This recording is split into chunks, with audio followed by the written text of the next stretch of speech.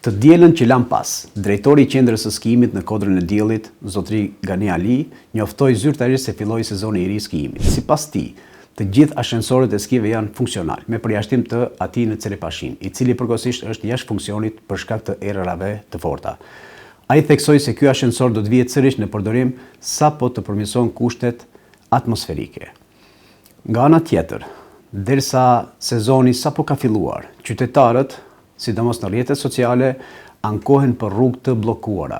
Pritje prej 30 deri 40 minuta rrugës për në Kodrën e Diellit e kështu me radhë. Kryeministri Hristijan Mickoski, gjatë lutjeve në manastirin te Kodra e Diellit, që kishte mëngjesin e datës 5 janar të këtij viti, theksoi se imаме цел во најскоро време да донесеме инвеститор кој што ќе вложи заедно со државата, се разбира, и ќе го направи тоа што представува за сите нас и сон, а и цел, да биде Попова шапка најубавиот зимски туристички центар во овој дел на Европа, кој што ќе живее 365 дена во годината, не само неколку месеци за време на зимската туристичка сезона.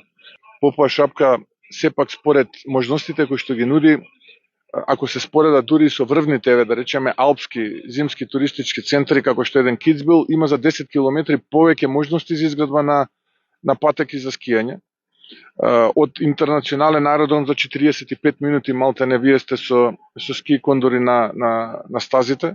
Неколку месеци во годината имаме природен снег. U përmendën edhe vikend shtëpiza që janë ndërtuar pa leje, që nuk do të kenë mundësinë e legalizimit. Pasi kryeministri Mickoski ishte i prerë që nuk do të sjellim ligj për legalizimin e të njëjtave.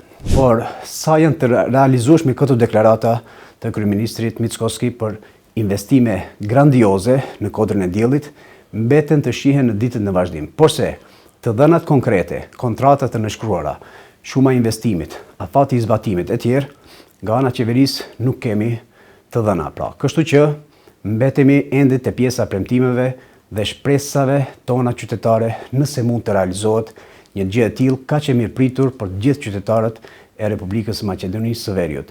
Dhe jo vetëm kaq, por edhe për qytetarët e shteteve të tjera fqinje, si vizitues dhe turist më të afërt. Në momentin që po flasim, Kodra e Diellit vazhdon të përballet me infrastrukturë të amortizuar, menaxhim të dështuar dhe mungesë totale të investimeve bazike, ndërsa institucionet përkatëse nuk kanë publikuar ndonjë plan zhvillimi apo studim fizibiliteti. Përvoja e mëparshme e qeverive të kaluara, që nuk përmenden investitor me emër dhe mbiemër, e bën të arsyeshëm skepticizmin publik qytetar, duke përfunduar në premtime boshe se sa në projekte të vërteta zhvillimore. Po bisedohet me investitor serioz, është fraza që po na përsëritet zakonisht.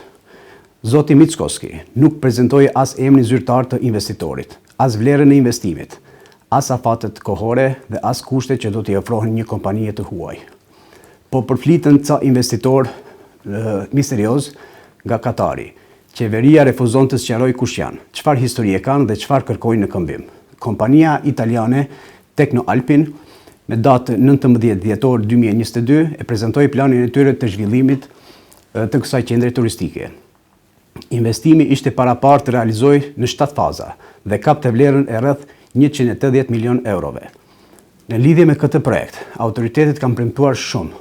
Megjithatë, negociatat ende nuk kanë marrë epilog dhe deri më tani nuk është arritur të nënshkruhet ndonjë marrëveshje konkrete. Investimi italian në Kodrën e Diellit u promovua me shumë pompozitet nga qeveria e kaluar. Akoma dhe sot nuk jepen sqarime nëse qeveria ka hequr dorë nga ky projekt ose jo. Krahasimi i Kodrës së Diellit me Alpet evropiane është paksa reklame fryrë, sepse rrugët që të shpijejnë drejt Kodrës së Diellit sot nuk i plotësojnë as standardet minimale. Pistat tani janë më të amortizuara, teleferik të vjetruar, infrastruktura e shkatruar, menaxhimi i po këtyre rrugëve është tashmë i dështuar, kaosi urbanistik, mungesa parkingjeve, menaxhimi jo i mirë me mbeturinat, ndërtimet pa leje dhe shumë gjëra të tjera. Mendojmë se ky vend me potenciale kaq të mëdha turistike ka nevojë për strategji serioze afatgjate, shfrytëzim dhe investime reale, si dhe në fund llogaridhënie publike të qeverisë para qytetarëve.